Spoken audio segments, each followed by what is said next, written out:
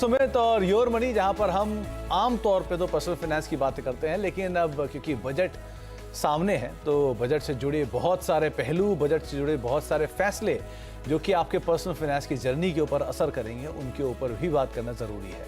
तो इसीलिए आज उसी पर हम एक बड़ी चर्चा करने वाले हैं और साथ ही साथ आपके सवालों के जवाब भी थोड़े बहुत लेंगे। और आज अगर आपका भी कोई सवाल है और आप भी इस कार्यक्रम का हिस्सा बनना चाहते हैं तो माध्यम आपकी स्क्रीन पर आ ही जाएगा, जिसके ज़रिए आप इस कार्यक्रम का हिस्सा बन सकते हैं। यानी कि आप सोशल मीडिया के ज़रिए आस्क आवाज़ योर मनी, ये हमारा हैशटैग है, इसका इस्तेमाल करके आप इस कार्यक्रम का हिस्सा बन सकते हैं। आप ईमेल कर सकते हैं yourmoney@nw18.com पर, और साथ ही साथ आप व्हाट्सएप कर सकते हैं 7045220000 पर, जिसके ज़रिए भी आप इस कार्यक्रम का हिस्सा बन सकते हैं।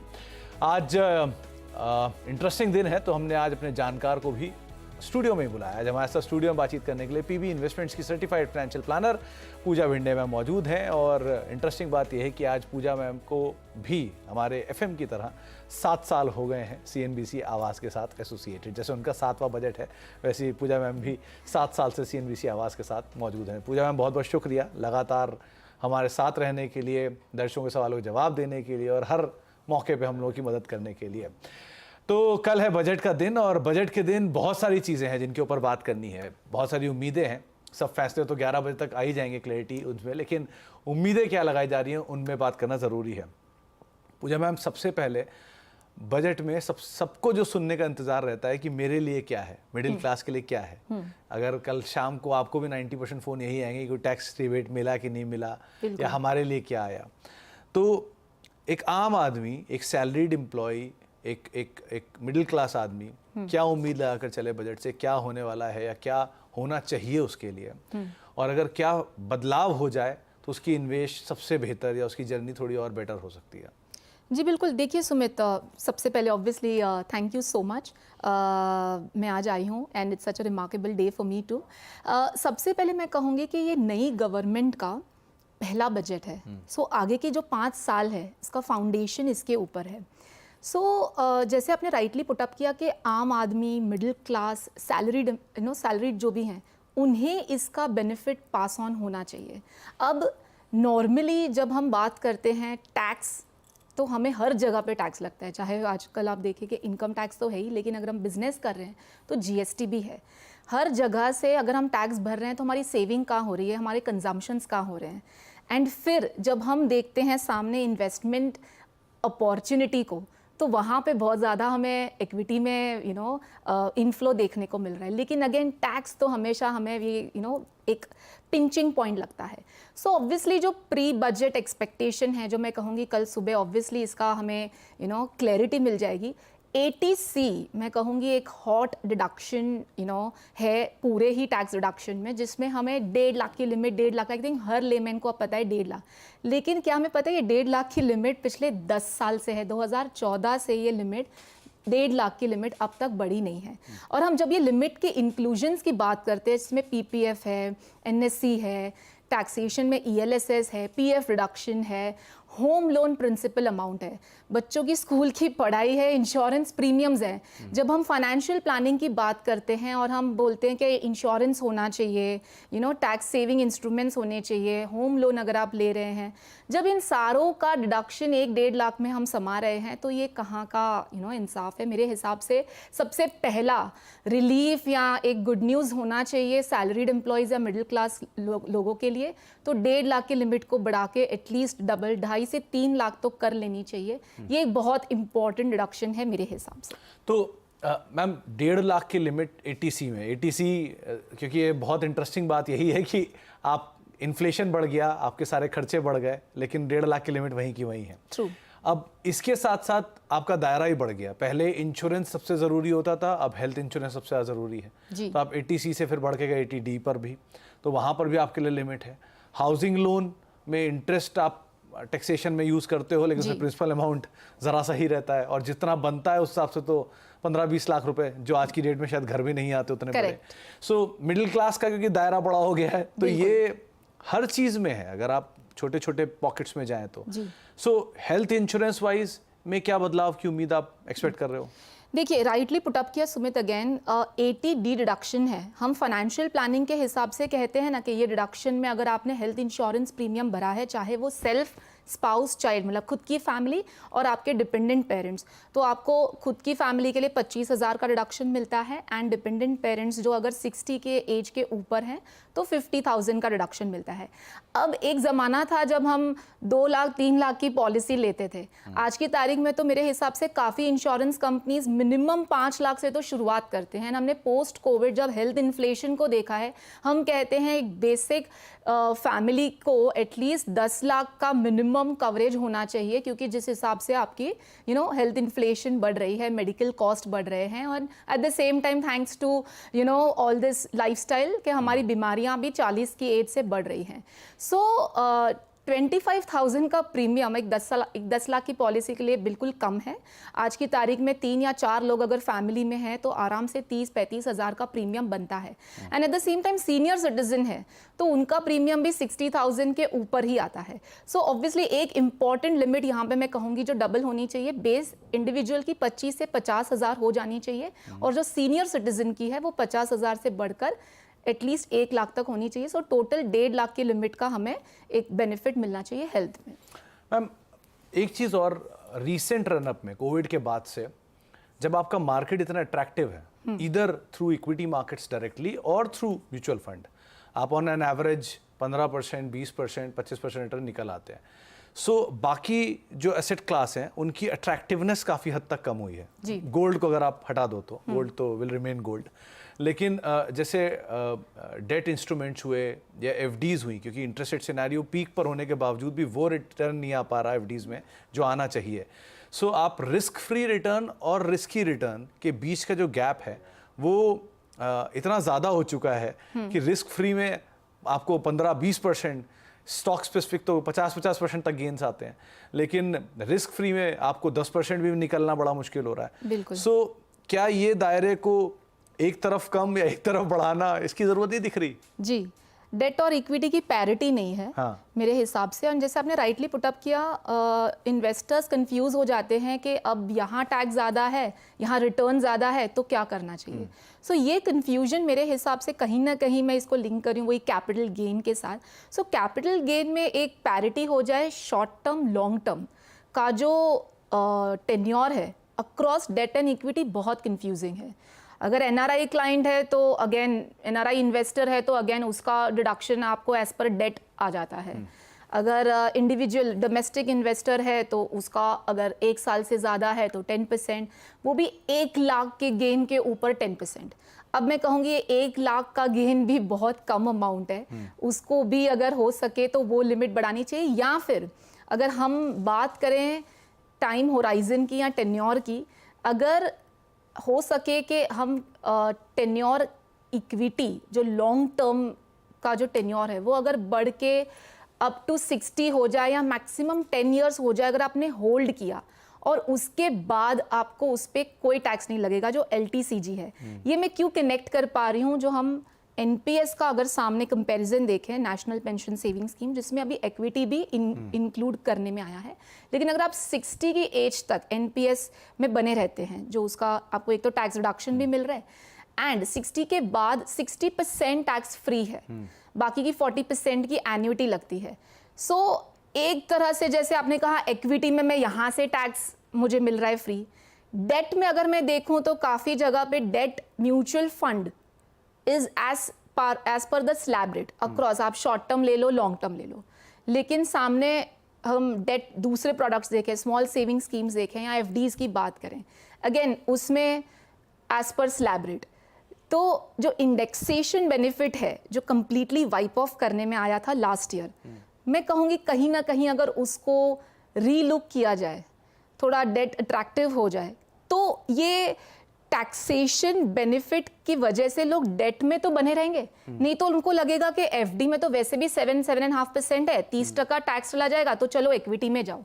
तो ये डेट और इक्विटी एसेट क्लास का जो कैटेगराइजेशन है as per the asset allocation, उसकी समझ लोगों को आएगी, क्योंकि आज जो मार्केट है जो 80,000 के स्तर पर है, क्लियरली काफ़ी इन्वेस्टर्स आते कहते हैं डेट में क्या ही मिल रहा है, बेसिक सा हम एक हाइब्रिड फंड में भी डाल दें, सो वो इक्विटी पे ही जा रहा है। लेकिन हमको डेट को भी रखना है अपने पोर्टफोलियो, जैसे राइटली पुट अप किया, स्मॉल सेविंग्स है या एफडी है, उसको अट्रैक्टिव बनाने के लिए आप इंडेक्सेशन को यूज करें। तो एक और असेट क्लास आता है गोल्ड, और गोल्ड के केस में भी टैक्सेशन का जो रिजीम है वो अलग अलग तरह के गोल्ड खरीदने पे अलग अलग तरह का है। आपके पास सोवरेन गोल्ड बॉन्ड्स भी हैं, ईटीएफ्स भी हैं, फिजिकल गोल्ड भी है, और सबके केस में जो टैक्सेशन का रिजीम है वो थोड़ा अलग अलग है। सो इसको कैसे प्लेस करोगे आप? ये बहुत सही सवाल है मेरे हिसाब से, और ये एक मैं कहूँगी ध्यान देने वाली बात है। जब हम गोल्ड की बात करें एज एन एसेट क्लास, वो भी पिछले कुछ सालों से ही अट्रैक्टिव हुआ है। लोग पहले निवेश करते थे लेकिन as a form of jewellery, लेकिन अब as an form of asset allocation शामिल कर रहे हैं। इनफैक्ट म्यूचुअल फंड्स भी आप देख रहे हैं काफी मल्टी एसेट कैटेगरी को ज्यादा इंपॉर्टेंस मिल रहा है because of the gold in that. अब टैक्सेशन की बात करें, जो डिस्पैरिटी है फिजिकल गोल्ड में, ठीक है, 3 साल से ज़्यादा जो लॉन्ग टर्म हमें होल्डिंग है तो उसके ऊपर इंडेक्सेशन बेनिफिट मिलता है, 20% टैक्स है। Short term as per slab है। जो ऑनलाइन जो mutual fund, gold mutual funds या ईटीएफ्स का जो हम वे के हिसाब से निवेश करते हैं, उसमें क्योंकि डेट टैक्सेशन शॉर्ट टर्म हो या लॉन्ग टर्म हो एज पर स्लैब रेट करने में आया था लास्ट ईयर, सो उसमें आपको कोई इंडेक्सेशन बेनिफिट है ही नहीं। जो थर्ड है सोवरेन गोल्ड बॉन्ड, अगेन उसमें 8 साल तक अगर आप बने रहते हैं तो आपको टैक्स बिल्कुल भी नहीं है एट मैच्योरिटी। अब हम एक इन्वेस्टर की सोच को समझे कि मुझे गोल्ड में निवेश करना है और टैक्सेशन में क्या बेनिफिट है, तो आपको फिजिकल गोल्ड जो हम लेस प्रमोट कर रहे हैं बिकॉज हमें लगता है कि उसको संभालना, ये सब चीज़ें आप ऑनलाइन में निवेश करें, उसमें आपको इंडेक्सेशन बेनिफिट मिल रहा है। लेकिन ऑनलाइन गोल्ड म्यूचुअल फंड में आपको बिल्कुल भी इंडेक्सेशन बेनिफिट नहीं है। एट द सेम टाइम अगर मैं सोवरेन में डाल रही हूँ, ठीक है थोड़ा टेन्योर ज़्यादा है, बट 8 साल में तो मेरी फुल टैक्स फ्री हो जाती है। एंड एक और ध्यान देने वाली बात यह है सुमित कि अगर सोवरेन में 5 साल के बाद मैंने विड्रॉवल किया, विच इज़ पॉसिबल, तो भी जो टैक्स लगेगा उस पे इंडेक्सेशन बेनिफिट है। लेकिन अगर मैं online mutual fund, gold mutual fund में निवेश कर रही हूं और मैंने कोई टेन्योर नहीं रखा है, तो मेरा तो एज पर टैक्स स्लैब है। अगर मेरा 30% टैक्स है तो उधर मुझे 30% टैक्स लग रहा है। तो क्लियर डिस्पैरिटी है gold as an asset class पे, जिसपे मुझे लगता है एक स्टैंडर्ड टैक्सेशन आना चाहिए। और अगर आपको गोल्ड ईटीएफ, म्यूचुअल फंड या sovereign gold bond, online gold जो हम कहते हैं, एज अ फॉर्म आप इन्वेस्टमेंट की तरह रख रहे हैं, तो हमें टैक्सेशन को उधर ध्यान देना बहुत ज़रूरी है। अगर आप लोगों को लग रहा है कि इतने सारे नंबर कैसे याद हैं, तो कैलकुलेटर आगे रखा है, इसको ये साथ में लेके चलती हैं। खैर आगे बढ़ते हैं, अब कुछ दर्शकों से भी बातचीत कर लेते हैं। दिल्ली से हमारे पहले दर्शक हैं, राज साहब मौजूद हैं। राज साहब नमस्कार, क्या सवाल है आपका? मेरा सवाल ये है कि जैसे आपने देखा होगा कि निप्पॉन इंडिया लार्ज में 10 के है, पराग परीक्ष में 10 के है, क्वांट लार्ज में 10 के है जी। तो मैं ये पूछना चाह रहा था कि उसको स्मॉल में और मिड में डालने से अच्छा ये ऐसे नहीं कि हम सारा फ्लेक्सी में ही डाल दें, बाकी का और हमें यदि 50-60 थाउजेंड और हमें इन्वेस्ट करना है मंथली, तो फ्लेक्सी में ही सारा करें या अलग अलग डालना जरूरी है कि लार्ज में अलग से डालें, मिड में, स्मॉल में अलग अलग करके डालें? राज साहब जब आपने शुरुआत की थी, आपने शायद ये शुरुआत कुछ ही समय पहले की, क्योंकि जो आपका कॉर्पस है वो 1.5 लाख का है, तो आपने हाल में शायद शुरुआत की, राइट? जी, उससे पहले मैंने यूलिप में किया हुआ था। ओके। उसमें 4-5 लाख हुए हैं हमारे। ठीक है, तो आपने जब शुरुआत की थी तब आपने ये आधार नहीं सोचा था कि यू फ्लेक्सी में डालूं, या उस समय लार्ज कैप मिड कैप क्यों लिया आपने? नहीं, अभी बहुत रिसेंटली मैंने तब शुरू किया जब बोल रहे हैं जो मार्केट में कोई भी कहीं बोल रहा है कि मिड कैप स्मॉल कैप बहुत हाई वैल्यूएशन चल रहा है, इसलिए मैंने केवल फ्लेक्सी और लार्ज कैप लिया है, स्मॉल कैप और मिड कैप नहीं लिया है अलग से। तो राज साहब देखिए, अगर आप बहुत लंबी जर्नी में जाते हैं जो 10 साल 15 साल के लिए होती है, तो अपने आप ही तेज़ी और जितनी भी बाजार की बढ़त है वो एडजस्ट हो जाएगी कुछ सालों में। 15% CAGR, 16% CAGR में आ जाता है अपने आप ही। अभी भले महंगा है मिड कैप स्मॉल कैप, लेकिन कुछ सालों में अपने आप एडजस्ट कर लेगा, उसी भाव पर आ जाएगा जहाँ से एवरेज निकलता है। बाकी पूजा मैम से इसके ऊपर राय ले भी लेते हैं। पूजा मैम, ये 10 साल में 2 करोड़ का लक्ष्य साध रहे हैं, 15 से 20 साल में 3 करोड़ का लक्ष्य साध रहे हैं। ऑलरेडी इनकी 30,000 की SIP चल रही है, 20,000 की SIP और बढ़ाना चाहते हैं। एक बहुत ही लॉजिकल सवाल उन्होंने पूछा है कि क्योंकि मिड कैप स्मॉल कैप महंगे हैं, तो क्या फ्लेक्सी कैप में सारा पैसा डालना ठीक है? लेकिन उस पर मेरा एक आपसे सवाल है कि अगर फ्लेक्सी कैप ही सब कुछ सही है तो मिड कैप स्मॉल कैप बने ही क्यों है? बिल्कुल। सो क्या करना चाहिए इन्हें? देखिए, सबसे पहले गोल कैलकुलेशन बता दूं, जो इनको गोल बनाना है, एक 2 करोड़ की राशि ये चाहते हैं एग्जाम्पल 10 साल के अंदर, तो उसके लिए इन्हें अभी से अप्रॉक्सीमेटली 85,000 की SIP लगेगी। बाकी के जो दो तीन गोल्स है उसमें उन्हें अप्रॉक्सीमेटली 60,000 की SIP लगेगी। लेकिन राज, जैसे SIP जो हम डिसाइड करते हैं आपके गोल्स के हिसाब से, आपने मेंशन किया था कुछ गोल हैं जो 15 साल में है, कुछ है जो 20 साल में है। सो ये 15 और 20 साल का जो आपका कन्फ्यूजन होता है ना, उसको आप थोड़ी क्लैरिटी देंगे ना, तो SIP अमाउंट सीधा आधा हो जाता है। जब हम कैलकुलेट करते हैं कि मुझे 3 करोड़ की राशि चाहिए और 20 साल में आपका SIP अमाउंट बनता है समझो 30,000, लेकिन 15 साल में चाहिए तो बन जाता है 60,000। सो SIP अमाउंट डिस्कस करने के लिए आपको बैठ के समझना होगा कि आपका टेन्योर क्या है, एंड स्टेप अप SIP का आप इस्तेमाल करें तो आप यही राशि से आराम से आपका टारगेट अचीव कर पाएंगे। अब बहुत इंपॉर्टेंट है जो सवाल आपने कहा है, जैसे सुमित ने भी इसको पुटअप किया कि large cap, mid cap, small cap और फिर हम फ्लेक्सी कैप। जब हम डिस्कशन करते हैं ऑब्वियसली फ्लेक्सी कैप में सारे ही आ जाते हैं, लेकिन क्या हमें पता है कि फ्लेक्सी कैप में लार्ज कैप कितना है, मिड कैप कितना है और स्मॉल कैप कितना है? जैसे आपने कहा कि अभी मिड और स्मॉल वैल्यूएशन ज़्यादा है, ऑब्वियसली फ्लेक्सी कैप जो चला रहे हैं फंड मैनेजर्स, उन्होंने ये कॉल ऑलरेडी ले रखा है और उन्होंने ज़्यादा से ज़्यादा इन्वेस्टमेंट लार्ज कैप में ले रखा है। मेरे हिसाब से as a financial planner point of view and as an investor point of view, जब हम 10 साल 15 साल के बाद के टारगेट्स की बात कर रहे हैं कि मुझे 2 करोड़ चाहिए और 3 करोड़ चाहिए और उसके लिए मुझे अभी से 60-80,000 की SIP चाहिए, तो आपको जो डिवाइड करना है large cap, mid cap, small cap, multi cap, वो फंड्स में SIP डिवाइड करनी है। फिर उसमें आपको ये नहीं डिस्कस करना है कि अभी मेरा फ्लेक्सी ज़्यादा चल रहा है, मिड स्मॉल कम चल रहा है, तो हम निकाल के इसमें डाल दें। सो कैटेगराइजेशन के हिसाब से आप उसको डिवाइड करें proper, large, mid, small, flexi. लेकिन स्मॉल टर्म के लिए, शॉर्ट टर्म के लिए अगर आपको पैसा निवेश करना है तो फ्लेक्सी कैप अच्छी कैटेगरी है, लेकिन कैटेगराइजेशन आपके पोर्टफोलियो में अगर लॉन्ग टर्म के लिए आपने किया हुआ है तो उसको छेड़खानी करने की बिल्कुल भी जरूरत नहीं है। तो राज साहब, बहुत सारी बातें आपको पूजा मैम ने बताई हैं, आप अकॉर्डिंगली उसको फॉलो कर सकते हैं। और ये बात बिल्कुल सही है कि अगर आप बहुत लंबी अवधि के लिए चलते हैं तो भले बाज़ार आज महंगा है, कल सस्ता होगा, फिर महंगा होगा, फिर सस्ता होगा। अगर आज से 10 साल पहले देखेंगे तो इंडेक्स कहीं 8,000 के आसपास, अभी 10,000 के आसपास होगा। सो इंडेक्स तो ऐसी ऑल टाइम हाई तब भी था, ऑल टाइम हाई आज भी है। सो ये तेज़ी तो रहेगी बाज़ार में, लेकिन वो बीच के उतार चढ़ाव आपको SIP में हेल्प करेंगे और आपके फंड्स भी आपकी सिचुएशन को और बेटर बना देंगे। तो अकॉर्डिंगली आप यहाँ पे कॉल ले सकते हो। बाकी फेरबदल आपको बताए हैं पूजा मैम ने, आप उसके हिसाब से कर सकते हैं। एक ब्रेक का वक्त हो गया, ब्रेक के बाद लौटेंगे। एक और इंटरेस्टिंग सवाल है प्रिया जी का, लौटते हैं और उसके ऊपर बातचीत करते हैं उस तरह।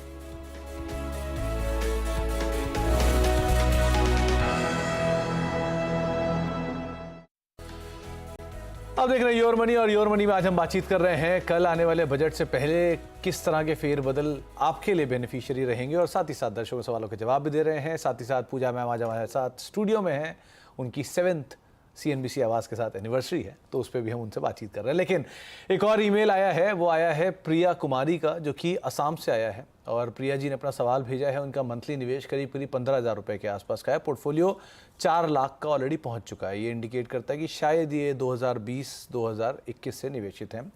15 साल में ये 5 करोड़ का लक्ष्य साध रही हैं और पोर्टफोलियो का ये रिव्यू मांग रही हैं। लेकिन 2-3 चीज़ें और इंटरेस्टिंग इन्होंने कही है। लंबी और छोटी अवधि के हिसाब से निवेश कर रही हैं। लंबी अवधि में पोर्टफोलियो में 10 फंड इन्होंने रखे हुए हैं और छोटी अवधि में 5 फंड में निवेश कर रही हैं। और 5 से 7 सालों में 4 NFO का निवेश सही है कि नहीं। तो पूजा मैम, 2-3 चीज़ें आपने खुद भी इसमें ऑब्जर्व कर ही ली हैं। एक तो NFOs को लेकर इनका जो प्यार है वो ज़्यादा है। ये NFOs में 4 निवेश कर रही हैं। और दूसरा, छोटी अवधि में 5 फंड का निवेश है। म्यूचुअल फंड की आमतौर पे जो जर्नी होती है वो 10 से 15 साल से 20 साल के आसपास कहीं होती है। लेकिन 5 साल या छोटी अवधि के लिए 5 फंड का निवेश कितना सही है। और दूसरा, कैटेगराइज करना छोटी अवधि को, लंबी अवधि को, ये कितना सही है। और NFOs, क्या NFOs में निवेश करना, क्योंकि छोटी यूनिट पे आपको ज़्यादा मिल जाता है, ये it's a lottery kind of, और क्या करें इसमें? देखिए, आई थिंक सुमित, क्योंकि NFOs बहुत आने लगे हैं, नंबर 2 सेक्टोरल NFOs बहुत आने लगे हैं। और जब हमने देखा कि डिफेंस में 10,000 करोड़ का इन्फ्लो आ गया, वो एक लैंडमार्क हो गया एक AMC में। मैन्युफैक्चरिंग सेक्टर ने इतना ज़्यादा रिटर्न दे दिया, डिफेंस ने 100% से ज़्यादा रिटर्न दे दिया। तो ये मार्केट में इन चर्चाओं में सबको रिटर्न देखने को आ रहा है और सब रिटर्न जो मिल चुका है ना, उन्हें लगता है अब मैं डालूंगी तो मुझे भी इतना ही रिटर्न मिलेगा। बहुत गलत है। हमें बेसिक सा एक 12% अजम्पशन लेके मार्केट में निवेश करना है। अब दूसरी बात हो गई टेन्योर की। नॉर्मली हम इन्वेस्ट करते तो क्या सोच के करते, मेरे गोल ज़्यादातर अगर हम यंग इन्वेस्टर हैं, हम लॉन्ग टर्म के हिसाब से सोचते हैं 10 साल के बाद, 15 साल के बाद, और कुछ चलो शॉर्ट टर्म 5 साल में कोई गोल आ गया तो जितना ज़्यादा टेन्योर उतना ज़्यादा हम मिड कैप, स्मॉल कैप इस तरीके के फंड्स को डालते हैं, और जितना कम 5 साल है हम ज़्यादातर लार्ज कैप या फ्लेक्सी कैप्स को डालते हैं। जो प्रिया जी हैं, इन्होंने पता नहीं कहीं से या कहाँ से इन्हें एक ये आया कि एनएफओज में उन्होंने 5 साल में सबसे ज़्यादा एनएफओज में निवेश किया है। जाहिर सी बात है, मार्केट हाई पे है और एनएफओ 10 रुपए की एनएवी पे आपको मिल रहा है, तो कहीं ना कहीं वो एक दिमाग में आता है कि चलो सस्ता मिल रहा है। एनएवी का एज सच कोई इंपॉर्टेंस नहीं है, आपकी जो वैल्यूएशन है जिसमें अंडरलाइंग इन्वेस्टमेंट होने वाला है वो तो हाई है ना। आपको एक्सपेंस रेशियो ज़्यादा मिल रहा है, आपको फंड परफॉर्मेंस नहीं पता है, और सेक्टोरल आपके पोर्टफोलियो में सिर्फ 10 से 15% होना चाहिए। मेजरली आपका पोर्टफोलियो जो फॉर्म होता है ना, उसमें लार्ज, मिड, स्मॉल, फ्लेक्सी, इनको आप शामिल करें, सेक्टोरल को 10 से 15%। सो सबसे पहले तो ये 15 फंड्स का जो आपने हज़ार की हब में SIP शुरू कर रखी है, उसको कम करके 5 से 6 फंड, एक लार्ज रखें, एक मिड रखें, एक स्मॉल रखें, एक फ्लेक्सी रखें, एक शायद वैल्यू स्ट्रैटेजी रख लें, और एक आध अगर सेक्टोरल में आपको करना है निवेश तो एक आध सेक्टर में आप निवेश कर सकते हैं। सो ये हो जाता है एक portfolio categorization as per the timing, the tenure of your goal. 5 crore का जो इनका गोल है, उसके लिए अभी से 1 लाख की SIP लगेगी, क्योंकि सिर्फ 15,000 की SIP कर रहे हो और मुझे 1 लाख बहुत बड़ा अमाउंट लगता है, तो स्टेप अप का यूज़ करें। सिर्फ 50,000 की SIP अगर शुरू कर सकते हैं और सालाना उस पर आप 10% का स्टेप अप करेंगे, तो भी आप यही समय में ये गोल इजीली अचीव कर सकते हैं। सो स्टेप अप को हम बहुत अंडर वैल्यू करते हैं, उसको बहुत ज़्यादा हमें इंपॉर्टेंस देना है पोर्टफोलियो क्रिएशन के बाद। तो आप 1 लाख की आपको SIP की ज़रूरत है, जिसको आप अगर आउटराइटली नहीं जा सकते तो थोड़ा थोड़ा स्टेप अप करते हुए चलें और इजीली आपका गोल अचीव हो जाएगा। लेकिन एक चीज़ बड़ी इंटरेस्टिंग है कि आप 15 अगर फंड्स में पैसा डालेंगे तो आपको खुद को ये चीज़ क्लियर होनी होगी कि ये जो गोल है उसकी तरफ एक रास्ता नहीं 15 रास्ते जा रहे हैं। सो आप फोकस होके एक ही तरफ निवेश करिए, और अक्सर आप कभी चाहें तो चेक भी कर सकते हैं कि जो फंड्स आपने चुने हैं उन फंड्स में जो कंपनियां शामिल हैं वो कंपनियां ओवरलैप हो रही होंगी। सो वो भी बच जाएगा अगर आप फंड्स लिमिटेड करेंगे। तो इस तरह से आप अपनी रणनीति जरूर बना सकते हैं। पूजा मैम, जाने से पहले टॉप 4 फंड्स। एक मल्टी कैप जिसमें सारे ही आपके मार्केट कैप्स देखने को मिलेंगे, कोटक मल्टी कैप, एक India opportunities fund, ICICI prudential India opportunities fund, Nippon India multi asset, क्योंकि आज हम बात करें मल्टी एसेट्स की, इक्विटी, डेट एंड गोल्ड, और एक ELSS fund, SBI long term equity fund, क्योंकि टैक्स का महीना है और अब नहीं किया तो अब से नेक्स्ट ईयर के लिए प्लान करें ELSS में, तो एक ELSS फंड। तो 4 फंड आपकी स्क्रीन पर है। इसमें कोटक का मल्टी कैप फंड, हर उस तरह के कैपिटल के लिए इसको आप निवेश करना चाह रहे हैं। ICICI प्रूडेंशियल का अपॉर्चुनिटी फंड, SBI का लॉन्ग टर्म इक्विटी फंड और निपॉन इंडिया का मल्टी एसेट फंड। तो सारे एसेट्स, सारे मल्टीपल कैप्स, इन दोनों फंड्स के जरिए आप कवर कर सकते हो। और इंटरेस्टिंग बात कि चारों के चारों फंड अलग अलग AMC से हैं। सो एक AMC पे निर्भर रहने का जो रिस्क है वो भी आपको अब कम दिखाई पड़ेगा। बहुत बहुत शुक्रिया पूजा मैम, आप स्टूडियो में आए उसके लिए भी, और हर साल आप हमारे साथ बने रहे, साल दर साल। ऐसे ही आगे हम और 7 के 17 और 17 के 27 सालों तक साथ में ऐसी बातचीत करते रहेंगे और दर्शकों को आप हेल्प करते रहेंगे। और कार्यक्रम में आने के लिए और स्टूडियो में आने के लिए आपका बहुत बहुत शुक्रिया। उम्मीद करते हैं बजट के बाद आपसे फिर से इस तरह से एक और मुलाकात होगी और बातचीत होगी। फिलहाल के लिए अब योर मनी को यहीं समेटेंगे। एक ब्रेक का वक्त है और ब्रेक के उस पार भी खबरों का सिलसिला बना रहेगा।